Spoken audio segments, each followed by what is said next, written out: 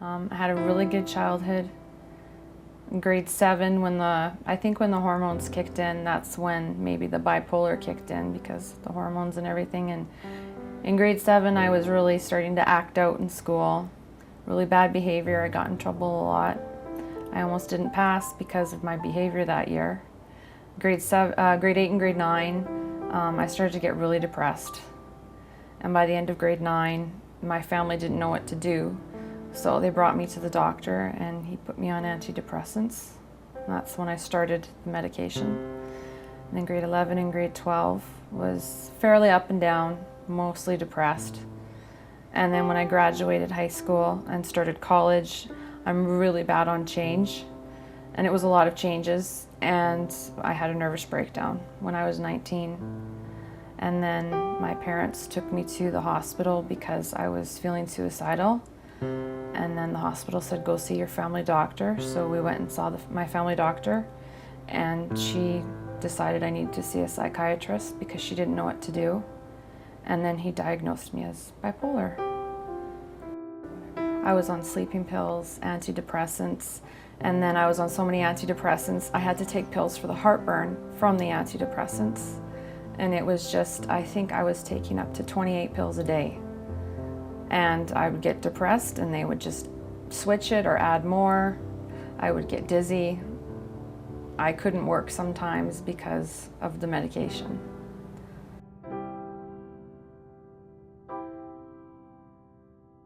I really wanted to have a child one day when I met someone, and I knew I couldn't do that on antidepressants because you hear about bad things that happen. And my dad had kind of mentioned, he had heard from a lady at church about the Empower, and he looked into it and he phoned me at work and he said, do you want to try it? I said, yeah, I'll try anything. I don't want to spend my life being depressed on medication after medication. I want to find some kind of balance. After I came off the drugs, the Ativan was the hardest to get off of. I was tired, I couldn't sleep, I had a fever, I was freezing cold. My mom had to throw the blanket in the dryer just to throw it on me, just to keep me warm. I threw up all the time. I couldn't eat anything. This was mostly in that whole summer. I never read the participant guide. My parents never read the support guide. And it says no major life changes, none of this stuff. So I went on the Empower in May, and in November I changed jobs, which is a life change I shouldn't have done.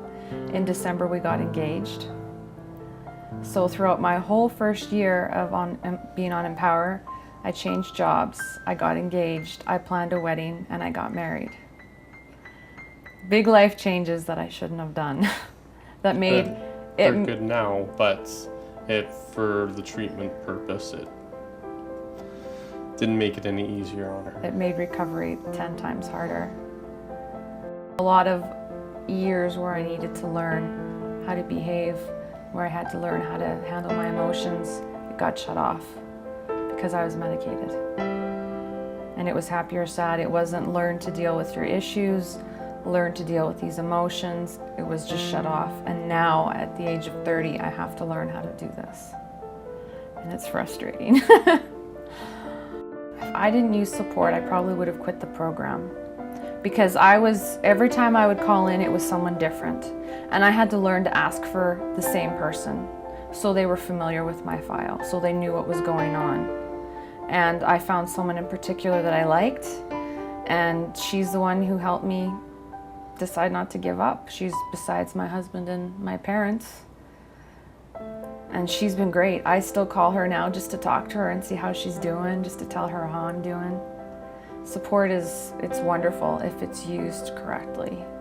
It gave you the confidence to know that you're in control of what's going on, and that it's not just the vitamins happening. And I think it was one of the misconceptions, was especially for people who are on it for a long time, to think, well, it's just going to go away now because I'm taking it. Well, it's not a drug. Mm-hmm. You're not, my favorite line, putting a Band-Aid on a bullet wound anymore. You're actually stepping up to the plate and teaching your body what it needs to do, and then once it's there, it's a treatment process. It's not a miracle drug. It's a tool to help you get better.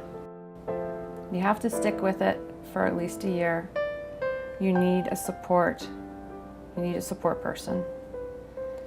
You need to take it seriously. You need to read this, the guides. Any information. Any information, read it. You have to call in support regularly. And that's what they're there for, and they're kind, and they'll listen, and they'll help you through it. Don't make any big changes too fast. No big life changes like I did. They were good life changes, but it was too much too fast. I needed to heal myself first, because there's a lot of emotional healing. And I think when people go through withdrawal, they think once the withdrawal's over, it's over, and that's when the emotional healing has to begin. And I have to learn to be thankful and content with what I have now. Because my friend at Bible study said last night, I said, I always prayed and wanted a husband and kids. And she said, well, God gives us our dreams, but sometimes not always the way we thought He would.